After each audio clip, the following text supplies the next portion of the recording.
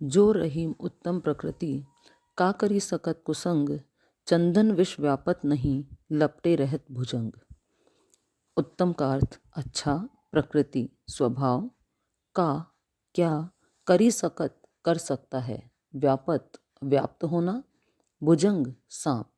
रहीम कहते हैं जो व्यक्ति उत्तम स्वभाव वाले होते हैं, कुसंग या बुरी संगति का उन पर कोई प्रभाव नहीं पड़ता।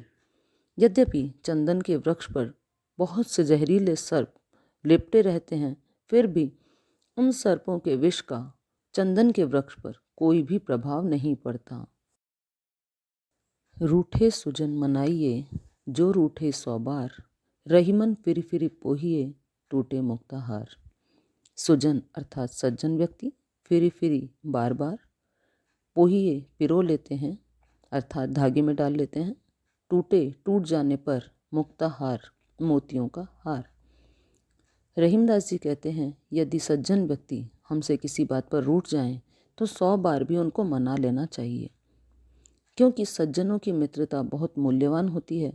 जैसे मूल्यवान मोतियों का हार कितनी बार क्यों ना टूट जाए, हम उसे बार बार धागे में डालकर पहनने योग्य बनाने का प्रयास करते हैं, उसी प्रकार सज्जनों की संगति में रहने का सदैव प्रयास करना चाहिए। तरुवर फल नहीं खात है, सरवर पियहि न पान, कही रहीम पर काज हित, संपत्ति सचई सुजान। कठिन शब्दार्थ। तरुवर वृक्ष, सरवर सरोवर या तालाब, पान पानी, पर काज दूसरों के काम के लिए, परोपकार के लिए, संपत्ति अर्थात धन, संचय ही एकत्रित करते हैं, सुजान अर्थात सज्जन।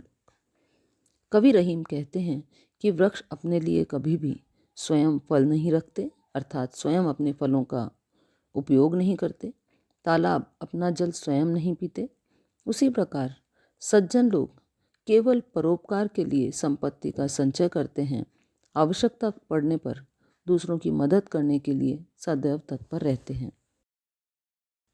थोथे बादर क्वार के जो रहीम गहरात, धनी पुरुष निर्धन भय करे पाछली बात। थोथे अर्थात जल रहित, जिसमें कोई बात ना हो, बादर बादल, क्वार वर्षा ऋतु का अंतिम मास, गहरात घुमड़ते हैं, निर्धन धनहीन या गरीब, पाछली पिछली या संपन्नता के समय की बात।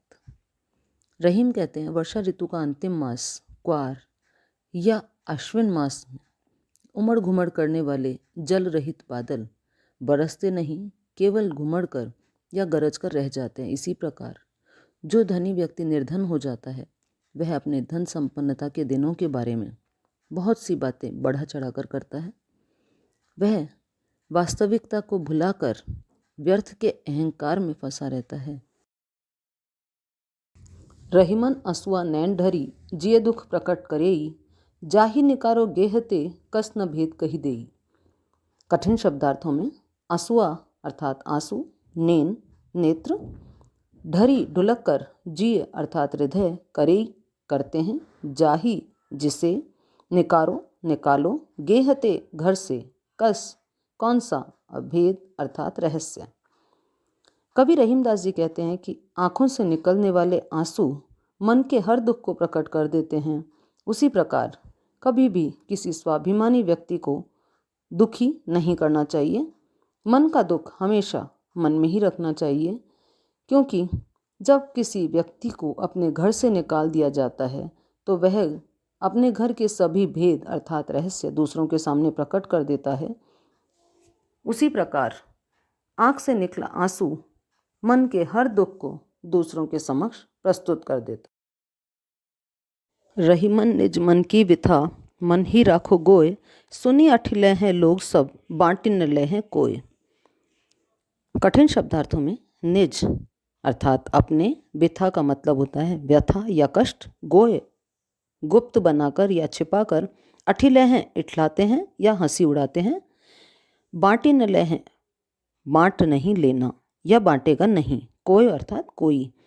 रहीम कहते हैं अपने मन की व्यथा अर्थात कष्ट को मन में ही छिपा कर रखना बुद्धिमानी है। उसे यदि दूसरों के सामने प्रकट करोगे तो हंसी उड़ाने वाले अधिक मिलेंगे, उसे बांटने वाला कोई नहीं। अर्थात अपने दुख को अपने अंदर रखना समझदारी की बात होती है।